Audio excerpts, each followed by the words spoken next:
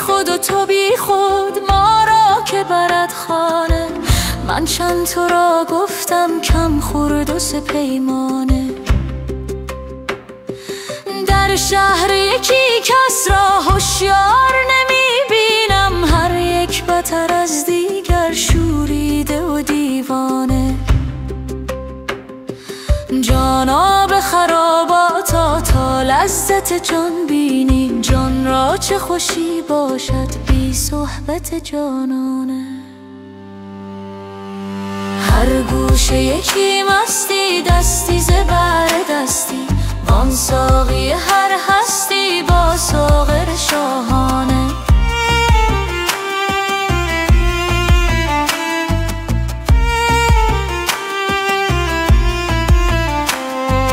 تو وقف خراباتی، دخلت می و خرجت می، زین وقف به هوشیاران مسپار یکی دانه. ای لولی بربط زن، تو مستری یا من؟ ای پیشه چو تو مستی، افسونه من افسانه. از خانه برون رفتم مستیم به پیش آمد، در هر نظرش مزمر صد گلشن و کاشانه.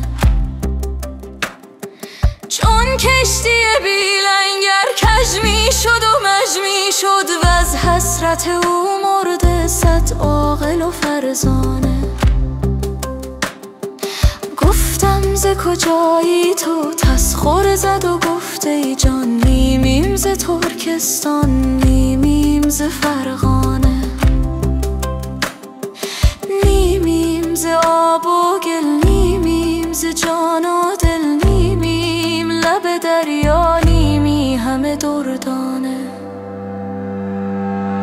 گفتم که رفیقی کن با من که منم خویشات، گفتا که بنشناسم من خویش ز بیگانه.